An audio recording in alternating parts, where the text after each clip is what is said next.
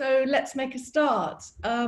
Massive welcome to everybody to the webinar. Thank you so much for joining us.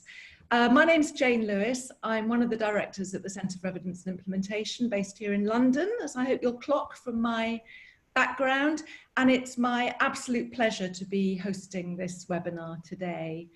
This is the first in a series of virtual webinars leading up to the Evidence and Implementation Summit 2021. EIS is going to be the hot event of the year. It's going to take place in March. It'll be in Sydney. And we're bringing together practitioners, organizational leaders, researchers, policymakers to really drill down into where we are with implementation science and practice and how we move the field forward. We've got some absolutely brilliant keynote speakers lined up, and the call for abstracts is open. Get your abstract in by the 27th of August. I know some people will be unsure about whether they'd be able to get to Sydney or not, but don't worry about that, because we'll make sure that we can include absolutely everybody who's registered, whether you're in Sydney or wherever in the world you are. And you can find all the details about EIS on the conference website, eisummit.org, as you can see on the slide there. So this virtual series is our way of starting the conversation now leading up to EIS. And we want to use the series of webinars to identify the most important issues in implementation and science, and to start getting into them, to bring together researchers, practitioners, policymakers to share ideas and to start making connections. And we hope that that will also help people to think of ideas to put forward in abstracts. We'll tell you about the next webinar at the end of this one. We've got an absolute corker lined up. But for this first webinar, we're taking advantage of the recent launch of Implementation Science 3.0, which is an absolutely brilliant review of where we are with implementation and science as we move into the third decade of it. And we've brought together the three co-editors on the panel today. So we've got Bianca Albers, Aaron Shlonsky, and Robyn Mildon, and you're all three very welcome. Thank you very much for joining us. Many of you will know at least one, if not two or all three of them. Bianca is the chair of the European Implementation Collaboration. She has a huge amount of experience of promoting the use of evidence and really high quality implementation in child and youth and family services. Hi, everyone. Hi, Bianca. Aaron is professor and head of the social work department at Monash University. Has an international reputation for his work on child welfare and for its influence on policy and practice. Hi, Aaron, thanks for joining us. Hi, everybody. Nice to be here. And Robyn Mildon is Executive Director of the Centre for Evidence and Implementation, with a very long-standing career in supporting the implementation and mainstreaming and scaling up of evidence-informed practices to improve the well-being of people in communities affected by adversity across the world. And we've got you. We've got 500 people registered for the webinar from 30 countries and 5 continents. I think it's only Antarctica that's yet to feel the love, but we'll be reaching out. And it really is a very great pleasure to have you all here today. So thank you very much indeed. How we'll be rolling today is that we're recording the webinar, and we'll put it up on the EIS website. I'll kick off with a series of questions to the panel. You'll all be muted, but you'll see a Q&A button at the bottom of your screens. So please use that all the way through the webinar to raise any questions that you want to raise. We'll work them into the questions that I put to the panel. And we'll also make sure that we devote time at the end of the webinar specifically to your questions. And Vanessa Rose will be curating your questions and bringing them in. So please do start adding them through the Q&A button now. I think you'll also find a feature there where you can like other people's questions, and that will help Vanessa in highlighting, in deciding which ones to call out. And then if you do experience any tech difficulties as we go, just use the chat button and our tech support actually will get onto that. So Q&A button for questions, chat function for just specifically for tech problems. So I'm going to put the first question to you, Robyn, but Aaron and Bianca, please do chip in if you want to add to what Robyn says, or disagree or agree or reinforce anything that she has to say. So Robyn, let's do some scene setting first of all. Can you tell us a bit about where implementation science has come from, how it's going to help policymakers and agencies achieve their goals, and why it feels like it's having a real moment just now? Thanks, Jane. Well, a lot of people just scanning down who's signed on will know this already, but briefly, implementation science emerged really from a major concern with the speed with which research or evidence-based practice was bridging the gap between what we knew can help people, citizens of countries, and getting that implemented in practice and policy. And that people were finding, as scientific discoveries of what works to improve the well-being of people, as that sort of exploded, and we know more and more across all the different disciplines we work in, that it was just taking us a little bit long to get that into real-world settings. And the reference often quoted, which I think COVID is proving us wrong at the moment, is the 17-year gap in something like early childhood, where we know things of what works we know things that do work to help kids to grow up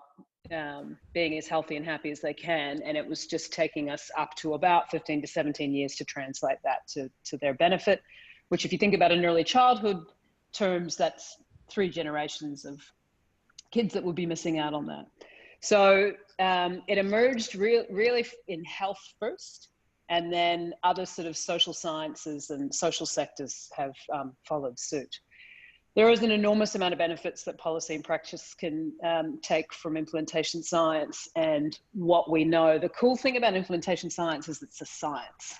That means it's things that people are testing, trying, and sharing, as opposed to some other sort of disciplines that sometimes are more around, the latest idea or fad. Implementation science, the aim is to share the science and learn more and more how to effectively implement things that will benefit people. And what we mean by that is it goes from an innovation to an innovation that becomes routine practice, day-to-day practice, without it being something new all the time. So just quickly, the benefits are enormous. There's things we know from implementation science, that it's a team sport, and we have to engage with stakeholders across multiple levels, and you'll probably hear more about that today. It is that you have to attend to lots of different levels, not only individuals, but organizations and systems. It's taught us a lot about how it matters how you implement something, that is what strategies you use. For policy in particular, right now we have a natural lab going on where there's multiple countries with multiple different policy responses to the COVID situation. And we're learning a lot about what are the implementation strategies required to enable these policy decisions. A good example is education, everybody moving from in-face to online. What are the implementation strategies needed to do that effectively? So I think the rest of what we've got planned today will pick up on those things, and we'll remember to kind of reference practice and policy, because although it is a science, it's an applied science that counts in the real world. Yeah, that's great. Thanks, Robyn. And I think your point about implementation science helping to speed up the movement of evidence into practice is absolutely key. It's not about creating additional challenges or barriers or burdens. It's about speeding up that process. That's really important. Thanks very much indeed. Bianca, I want to put the next question to you. If you were to give advice to somebody from practice or from policy making about how to get into the field of implementation science and how to quickly develop an understanding of the key concepts, what would you recommend them to do? I think I would start by saying you're in for a treat. This is very exciting. Nice to see that interest. And then also say it's a perfect time to get into implementation science, because there is a body of knowledge that you can draw on now. And there are these very easy resources out there that help you get into the basics. And that can be introductory readings. So even scientists have worked hard to kind of get the essence of implementation into a simple paper that gives you the broad picture kind of view. So if anyone on this call is interested in particular reading lists or any of that kind, very happy to share some. There are podcasts out there. There are people like us and others in the world to talk to. I think anybody in the implementation science world would be very happy to share some basic insights from their experience with working in implementation. And then I find the implementation frameworks, of which there are so many, I know, but there are quite a few out there that give you, again, this broad picture view and are a good starting point for getting your head into implementation science. And in the child and family services world, it would be particularly the APIS, or the active implementation frameworks, or in health, the CFR, to go to get this sense of what is it they're talking about, and what are some of the key terminologies and understandings that drive implementation science. But of course, all of this should be a bit guided by your particular interests, and they can be very different depending on whether you come from practice or from policy. So I think it's important for you to figure out, if you're interested in implementation science, so why is implementation important to you, your individual work, your organization? What do you want from it? What is it that your organization then needs? And let that be the guide also in your exploration of the field.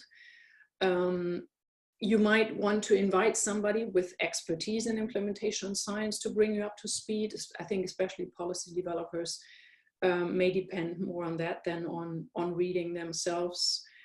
Let this person help you think through things and develop a bit of a roadmap or a structure for your implementation work, and then begin your first lessons, begin applying those in your own world, and then build from there. And there will be other tools. There are the more practical tools for you to use, implementation measures, or templates for implementation plans, or ready-made implementation guides that other organizations have developed, and that can help you develop an understanding of how a good implementation process would look like. And then I would build further from there. But of course, it's a bit of a journey. It's not something that you can accomplish within 2 weeks' time. That's great. Thanks.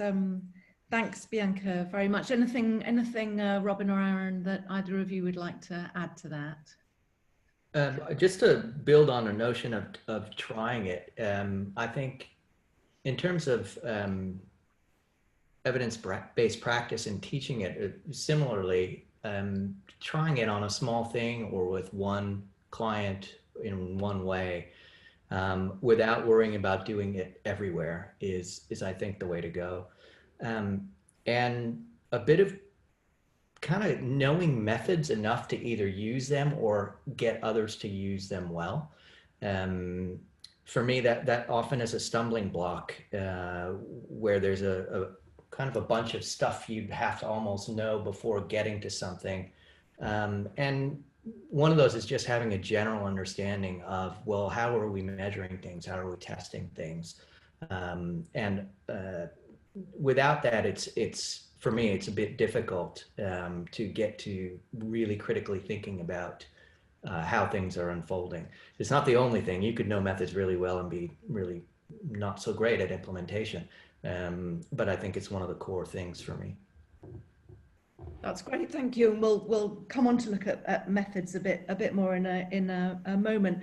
But Robyn, what for you are the really key criteria of good implementation practice? What does it really look like when it's being done well? Well, I mean, again, Jane, the cool thing is, because it's a science, I like to, lean in on all the explosion of published studies in implementation science about what seems to predict effective implementation, or what barriers seem to be people are encountered, what strategies, but there are some common things that you see in the literature. We've got a lot to learn still. One of them, again, is this targeting of many different stakeholders. But in addition, and we get this wrong all over the place, is really thinking about how the what, the intervention, the innovation, the policy, whatever it is that you're wanting to implement, the level of fit it has in terms of what people need.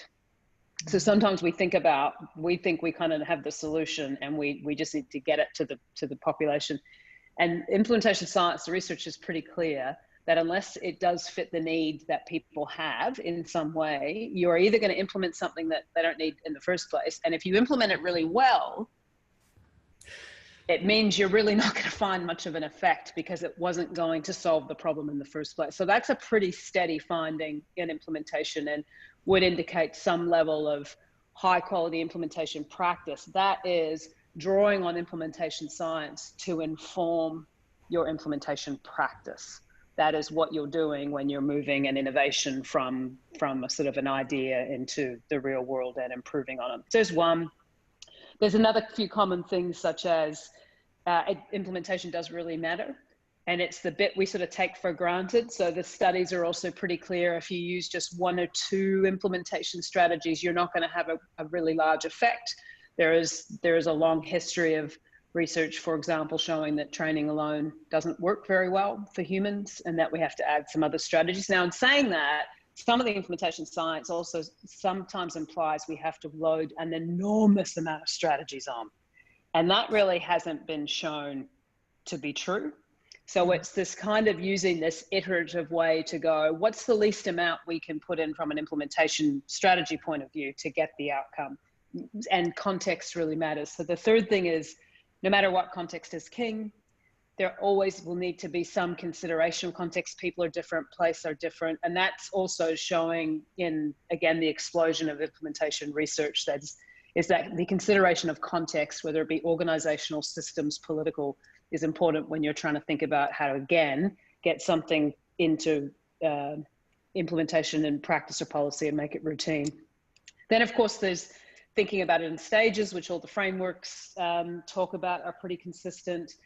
A lot of frameworks are saying that it takes a long time. We've always traditionally said that at implementation science. COVID sort of proving us wrong a little bit on a couple of things there. So it'd be worth kind of raising that in a bit more depth on in this chat.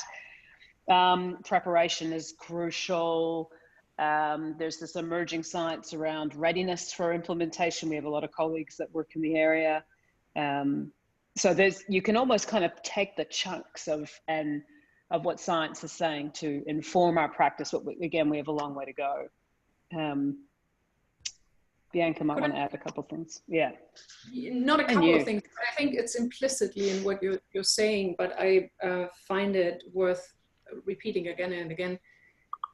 It's the acknowledgement, for me, a key criteria of high quality implementation practice would be an acknowledgement that implementation is real work.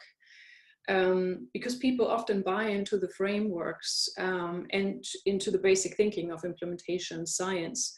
But when they then do their implementation, they continue to put the implementation work onto everything else that people are doing. So in your preparation to think about how do I build an infrastructure that can help me consolidate my implementation is pretty important, and probably still one of the most basic barriers that we run into in organizations. They want to work with implementation, but haven't thought of staffing it, resourcing it, and really supporting it in active ways. Yeah. But I really like the very empowering way that you talk about implementation science, both of you, as being something that empowers practice and practitioners, and that's that has to be sort of super reflective of the context and their strategic objectives. And there's that lovely phrase about implementation science being a science that's in service to practice, which I think is really, really important to remember, and that it is all about speeding things up. But I mean, one of the key challenges that comes out strongly in the book is the still limited use of implementation science in policy and practice. So, you know, we're seeing this divide developing between research and practice in the implementation field, just as we've seen it in the intervention field. So, I mean, what are your thoughts about how we can work better across researchers and agencies and policy developers to change this and to really get implementation being implemented in practice? Bianca, do you want to lead us off on that one? Yeah, and probably with a little grumpy note, because I think in my head, I am not hopeful that either of these three, so you say we have three legs, we have a research leg, a practice leg, and a policy leg. I don't think that any of these three will really take the task and make sure that we move this research evidence around to get it used in policy and practice. It's just, and it's not because they don't want to, but just the conditions they operate under, what's important to researchers at the end, it's publishing articles, what's important for practice, it's helping people, what's important for policy developers, it's kind of distributing resources and making big decisions. I don't think there's any incentive for them to use research and really actively push it into their work.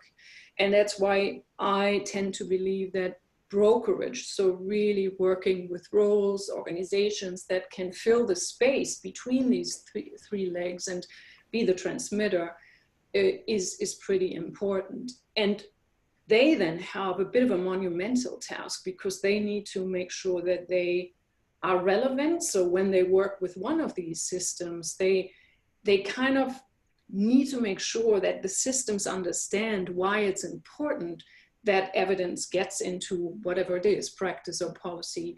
And this relevance is not easily established. They need to be competent. They need to know the sector they work in, the practice they're working with, the particular discipline they represent. They need to know implementation. So I think they need to be specialists in their own way. They need to time their efforts very well. So when there is an option, an opportunity to work with a policy developer, for example, on something that is to be infused with evidence, jump through that time window when it opens for you. They need to be good at working with leaders, the decision makers in the process that really can help push the envelope of evidence agenda setting forward. And they depend on capacities themselves. So being a single broker in a huge health system is probably too big of a task. So how do you build that brokerage capacity over time? Of course, there are these intermediary organizations that can play a role in this context, but I don't think they can cover everything. There are studies of internal facilitation or internal consultants. How can we develop them into strong brokers that over time establishes this layer of bridge builders that can move evidence back and forth between research, practice, and policy? That would be my immediate take on this question, I think. That idea of bridge builders, I think, is a lovely one and a really important one. But Aaron, I mean, you also make the point in the book that implementation is or certainly should be a really transdisciplinary science, and that there's scope to strengthen the connections between between implementation science and other sciences. What do you see as the real priorities in that, and what's it going to take to move forward and to make it happen? Well, for transdisciplinary stuff, I think the world is moving in that direction. At the same time, we're specializing into smaller and smaller expertise, and we have the need to build together these things where you can't have expertise across everything, and one of the areas that I think is crucial is thinking about, this panel won't be surprised about it, but thinking about data in a very different way and its usefulness in telling us whether we're implementing, how we're implementing, how policies shift, whether or not something is implemented, whether or not you can even hope to achieve an implementation in a given context. And these are all things that are difficult to do prospectively. We all talk about them a lot. Hey, we've got to do preparation for implementation. Here are the things we need to do. What's the context like, et cetera, et cetera. And then we go and we talk to a bunch of people and they give us their opinion about what it is, what's happening with the agency and the policy. And often we discover barriers and we can deal with them ahead of time. But a heck of a lot of the time, we retrospectively discover what those barriers are. The decision's already been made to implement this thing, and going forward, that's what's going to happen. The policy has been put in place. And while I think that's a really big implementation challenge, we often don't think about, well, how do we use the extant data that is collected by an agency for the purposes of seeing whether or not we can discover what might work or what might need to be done to make it work, to get different policies in place.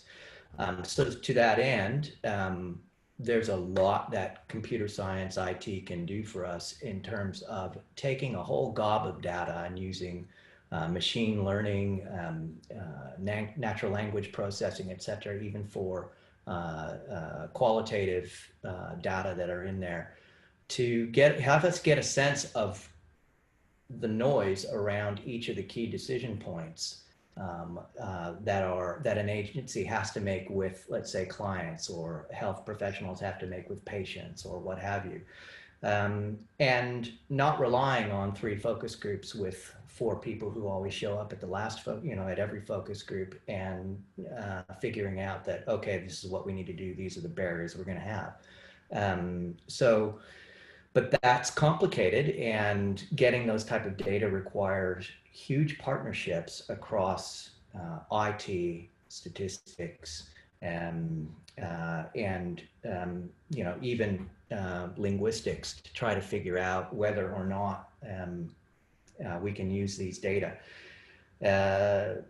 So I think that's a big one. And for me also, it's just taking the role of the university in all of this a little bit more seriously. And CEI does this a lot, but thinking about not just one person, not your connection to a university, not just one person, but possibly a range of people. So if we can get a beachhead going where there's funded research and or articles, et cetera, that lead to benefits to obviously clients, et cetera, but also to each of the players, then all of a sudden we've got a world-class economist that can go on a project. We've got a world-class data mining person or AI specialist, or et cetera, along with that. Could I add to that? Together.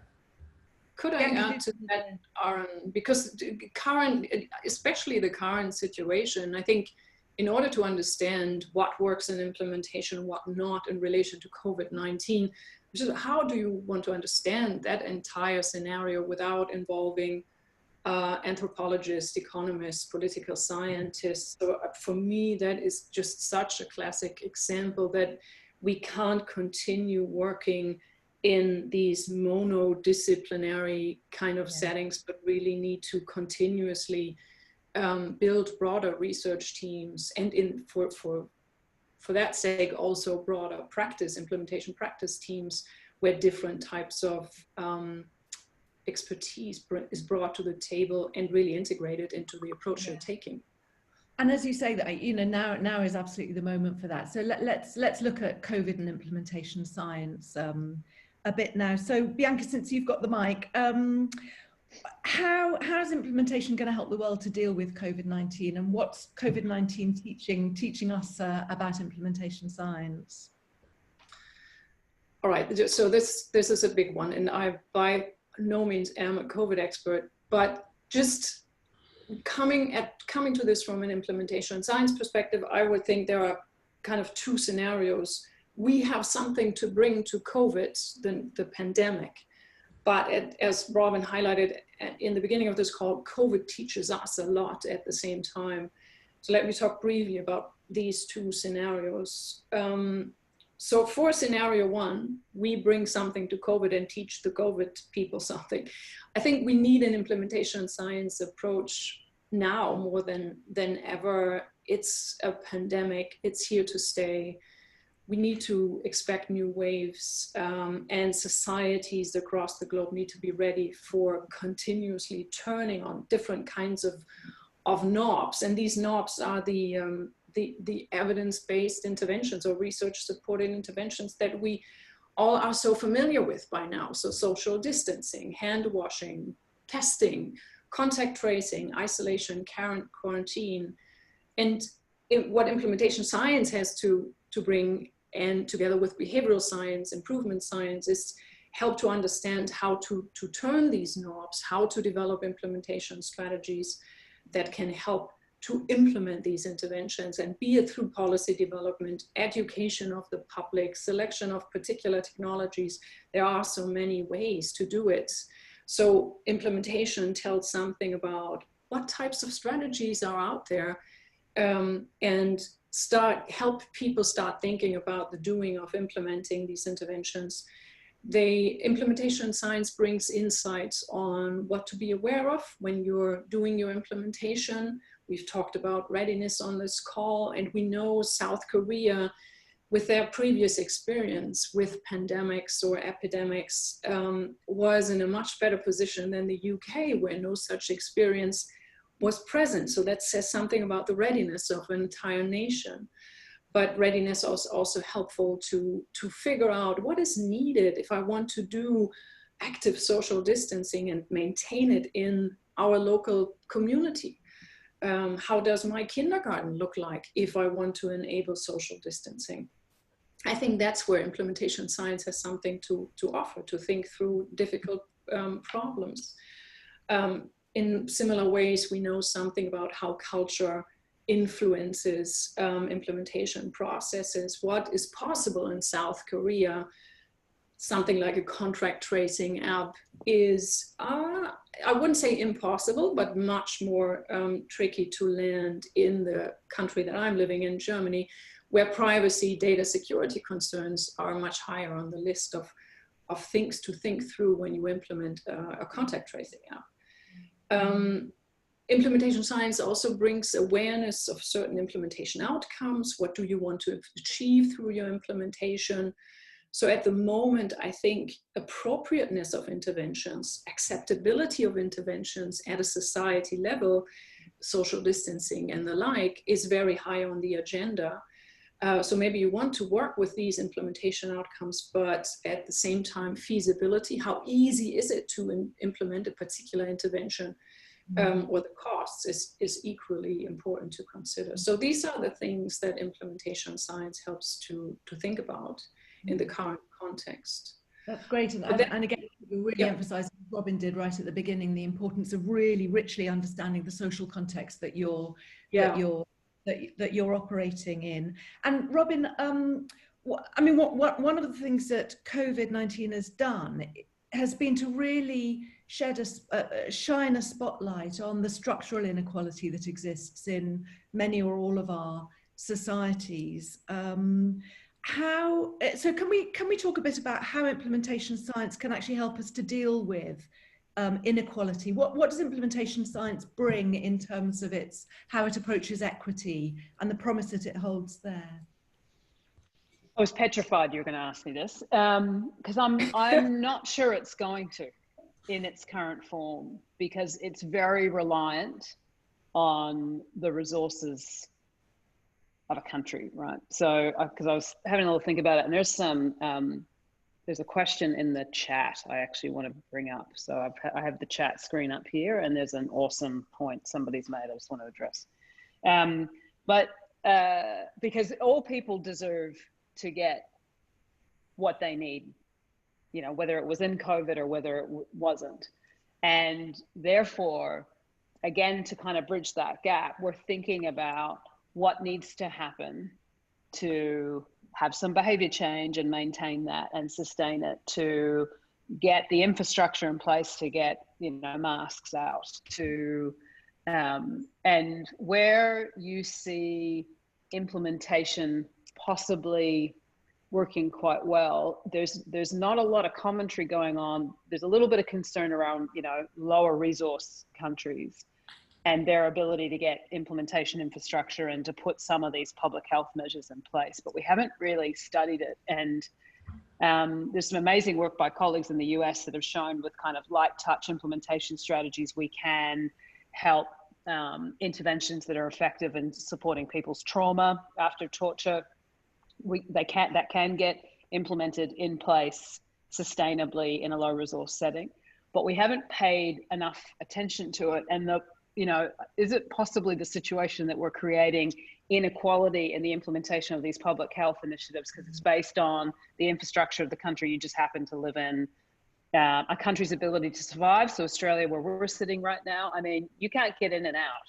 So our implementation strategy right now is we're shut down. Like, I can go out now to a restaurant and we're still to continue implementing certain behavior change things, which is going to be interesting how that's going to go.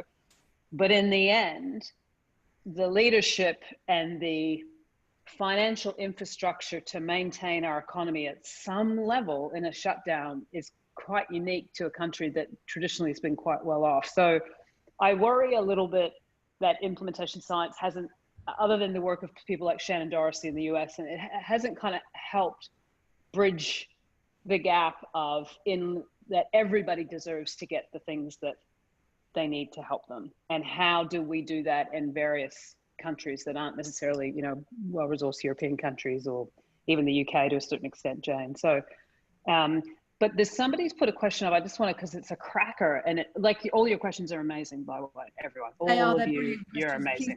But I wanted to do something because it actually made me think while Bianca and Aaron were talking, and that has got nothing to do with what you two were saying. But somebody's put up a question. If implementation science isn't being utilized, is that a sign it doesn't meet the needs of the knowledge users in its current form? That is like, I love it. Yes. Love it. Yes. And it's in yeah, fact, it's totally some ironic. of our answers are not helping with that. So even some of the ways you're kind of thinking about how you're communicating something. So what's the core?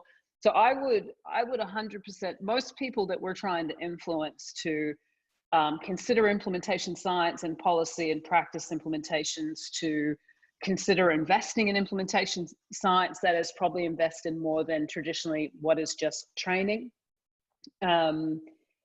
It's a very delicate communications job because it sounds overwhelming. Like it sounds like you're going to take forever. You're going to do all these stages. It's going to be a million strategies. Who's going to pay for it? And then everyone's like, stop listening, and they've gone back to do the thing they were doing before because it's easier. And although there are amazing articles in implementation science, these journals coming up out of everywhere, but the new one around communication implementation science, I think, is a cool one, because we have to get really, really good at communicating this. And if it sort of sticks in its traditional wheelhouse of writing papers for papers, and so I think that's part of the problem, the person that posted that, for sure. And it's just, and I would say it's where this brokerage comes in again. So even though there is a lot of implementation science, I still think you need people who have a bit of a leg in all camps and know what can be drawn upon and put over into the practice or the policy field. I reckon possibly not in every setting. So Maureen Dobbins, that her work in Canada has always influenced that. So when she did the studies of a knowledge broker in a health setting, and where this is folks, an idea of testing whether an implementation strategy works, right? So when you were talking about that, Bianca, I was thinking, yeah, okay, so she showed in her work, and this was a while back she did this, but there's still papers that are well worth looking, where a good knowledge broker, that someone knew how to bridge the gap between research and practice in a health setting, they were seen to be very effective at getting evidence implemented in that health setting where the setting was quite chaotic. But where the setting was quite organized, very evidence-friendly, sort of good systems in place, the knowledge broker appeared to make little difference as an implementation strategy. And again, that's the cool thing about implementation science, because you're kind of picking off what you want to do and then testing whether that's going to work.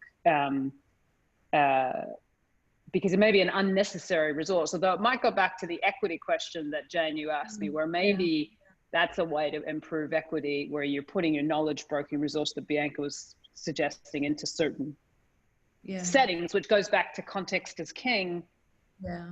Which another person's asked about that, which we don't have time, but yes. Yeah. Yeah. And context is king. In the net, there's another question up there that's really nice about assuming that everybody's going to be a rational actor and we're all going to do this because it makes sense. And one of the key aspects of leadership that's really squishy, of implementation that's really squishy is leadership. I remember Bianca did a literature review at some point where looked at every kind of leadership book that has ever been written and what's the evidence actually behind what they're saying. And turns out to be quite thin. And that's kind of playing out across all of these different countries as well. Not to mention any names, I probably don't have to, but when people say crazy stuff and abdicate their leadership and aren't honest, transparent, and really reliable leaders and users of evidence, et cetera, a lot of craziness starts to come up. And it's very difficult to have any kind of implementation occur with leadership that people who are doing the implementation don't trust. And I think COVID has entirely fleshed this out, which is horrifying to observe, but it's something to learn. Yeah, absolutely, absolutely. Let's go to the questions that folks have been raising then, because there are some absolute corkers in there. One I wanted to call out was whether there are preconditions that need to be in place for implementation to work. I mean, what needs to be there already for implementation science to be an effective approach and to be able to sort of get traction and to grow. Bianca, do you want to take that one? Yeah, so just immediately, I would say not necessarily. It depends on the resources that you have, of course. But let's say you have a context in which evidence is a total stranger. It's never been tried out before. A context where the structure is quite chaotic. There's a scarcity of resources and a lot of pressure from an external environment. That sounds like a bad starting point for doing an ambitious implementation project. Unless you have somebody, a resource that comes in or is there who can really totally control it. But of course, it would remain a pretty vulnerable setup for doing an implementation in that context. So, and that's where this readiness idea comes in. Again, an idea that needs much more examination, but I think just basic readiness in terms of, do you have leadership in the context you're working in? Is there just a basic agreement on that this implementation is a good idea? Are there some resources to direct towards the implementation, no matter if they are new or repurposed within the system you're working in? So I would use these types of indicators as a thermometer to understand, is the temperature right for implementation, and then start from there. So my position would be there needs to be a basic infrastructure that a context that wants to do implementation can build on. So the demand is the key thing. There's a couple of lovely questions here about implementation strategies. Robyn, do you want to take these? So the first one is, which strategies are effective and in which context, and is there a nice summary? That's hilarious. Thank you. And the second is, if training alone doesn't work for humans, what other strategies should we be thinking about?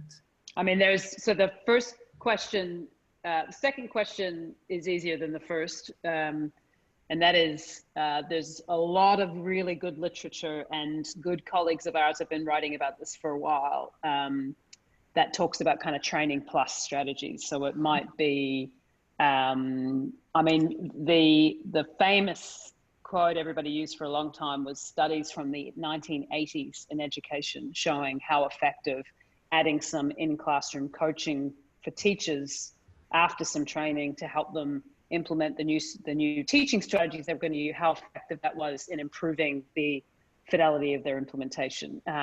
You see that a lot in the child and family stuff. I was trained originally as a psychologist. We were taught to,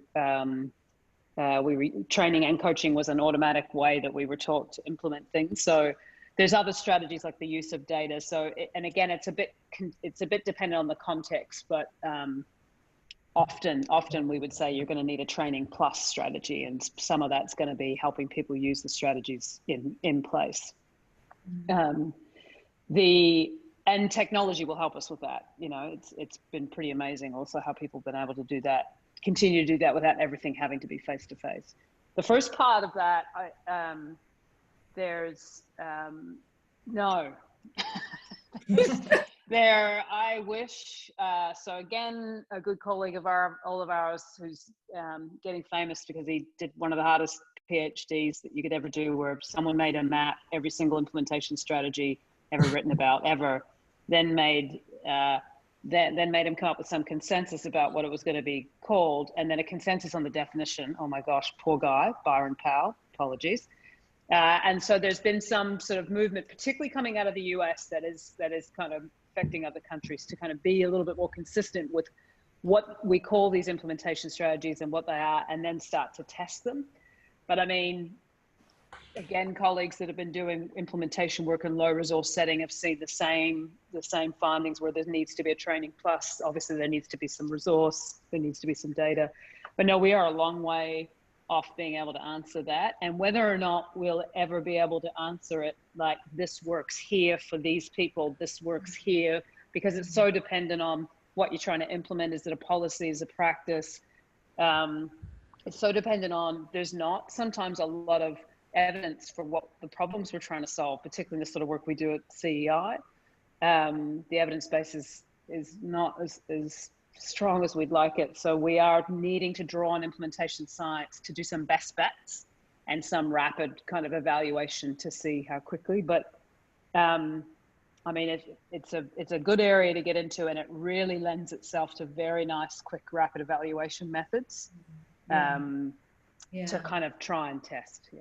I would probably add just, and this of course is a bit of a cursory reading in my brain right now, but I don't think there are very many studies that say that leadership does not play a role in implementation. I think most studies would say when we had the support, the active support from our leadership, implementation went better. So I would always let that blink a little bit on your radar when you do implementation as a separate strategy.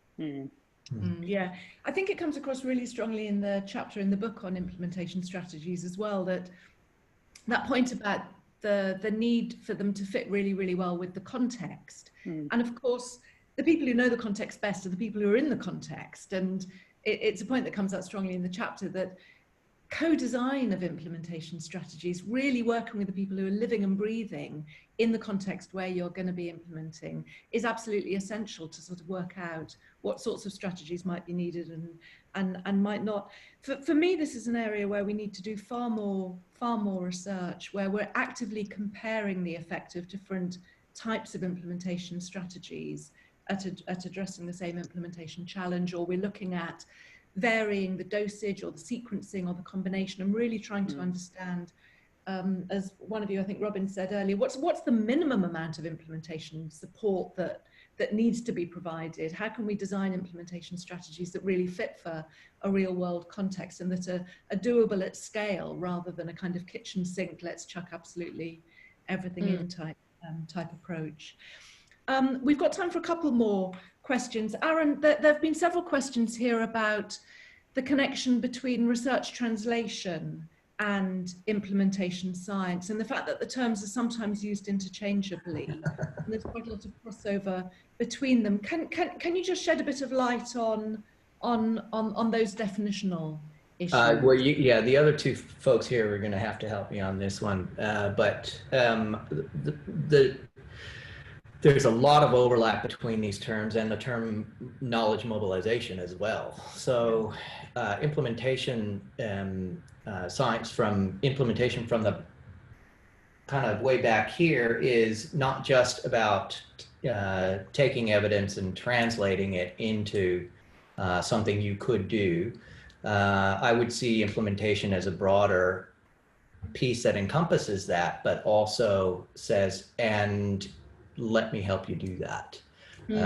Or here are the strategies that we can put together to actively get you through a process of figuring out what the evidence is and utilizing it, and even extending beyond that, kind of taking us through being really specific about the population we're looking at, what we're trying to achieve with that, and how we're going to know we've gotten there, and all the strategies that go into knowledge, like managing that particular piece. Maybe it should be implementation management that we're talking about. That's not kind of, to me, in that translation piece. So I'd be curious to hear what Robyn and Bianca have to say about that, though.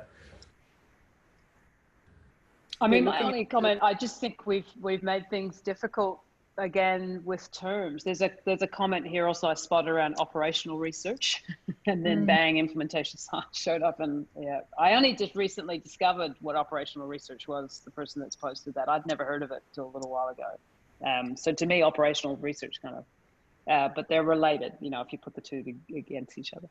But I think it's really tricky, because when we start to kind of, again, it's been a problem of the speed of the science and how much it's escalated, because like anything, you know, someone writes about knowledge mobilization here, someone writes about research translation here, someone writes about knowledge translation here. The implementation science folk would say, well, we're more active in our implementation. We're about getting that done in place. Whereas translation implies a more passive strategy, and passive strategies haven't shown to work very well. So straight dissemination isn't the most effective. So I think it's helpful sometimes to go around and round on the terms, but probably making it really hard for people when they're entering into the field. You know, quality improvement's another one. I don't know, Bianca, it's... Yeah, I would agree. And I would, just on a practical note, I would recommend people to be across the terms. If they look for particular literature, for example, try to also dive into the other terms and don't just stick with implementation science, because you will realize that even though people use the term knowledge translation, when you then see the definition, that's very much like implementation science, isn't it?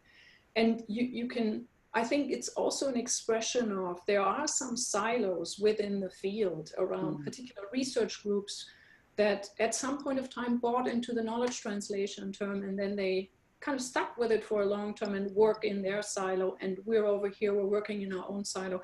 So there's also within the field of implementation science and co-terminology and a need to have much more integration and look at each other's work and see where it fits and how it can be merged more. Yeah, yeah. There's a great question here about scaling up.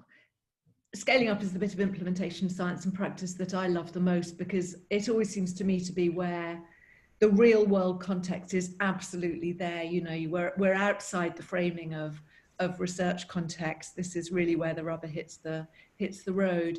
And there's a good question here about, how do you align implementation strategies if your aim is to scale up an innovation to national level?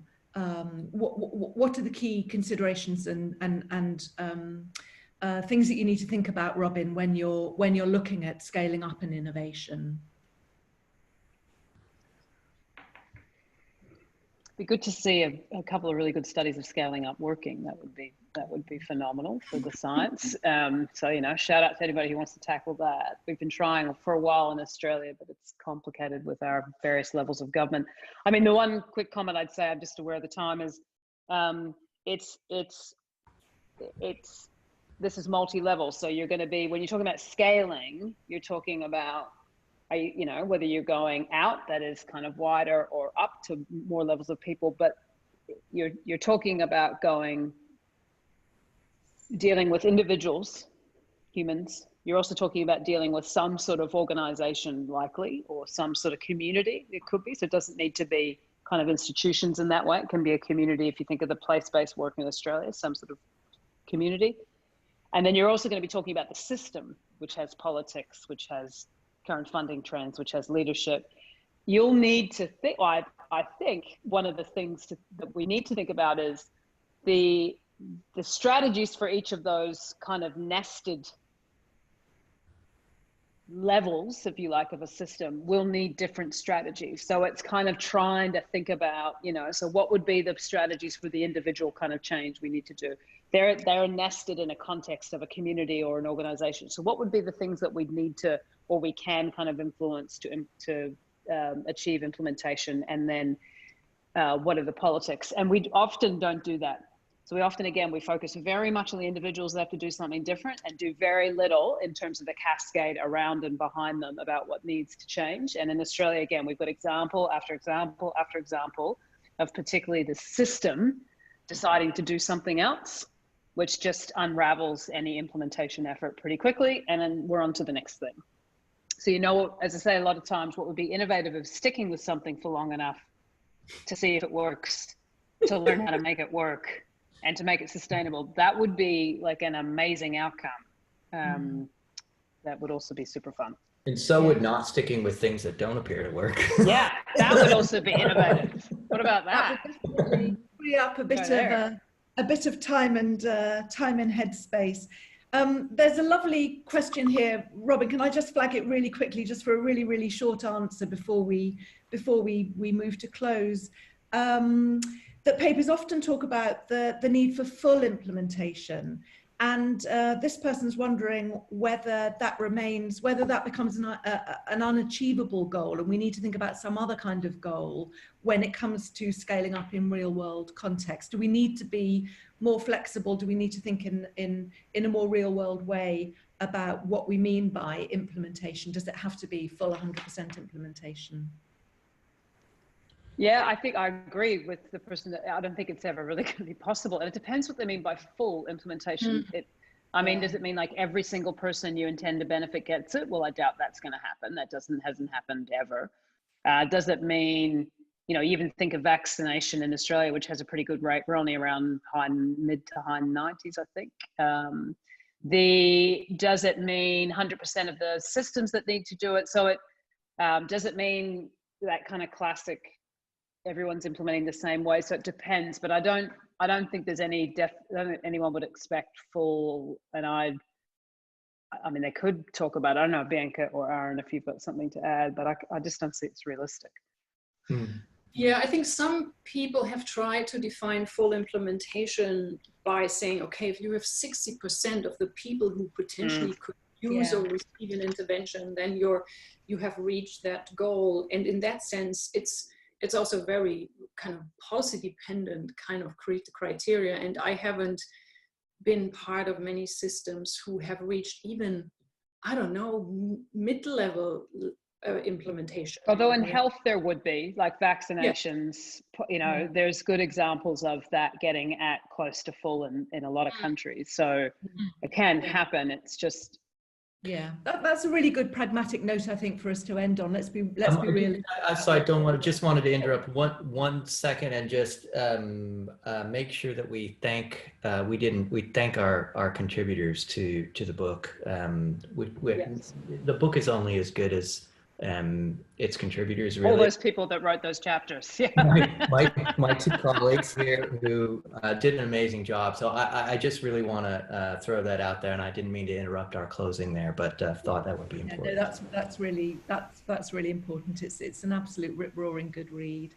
Okay, folks, that's really all we have time for. So a massive thank you to Robyn, Aaron, and Bianca. Thank you to Vanessa for doing such a good job of curating the questions. Massive thank you to all of you for your brilliant questions. I hope that's got everybody really excited about EIS.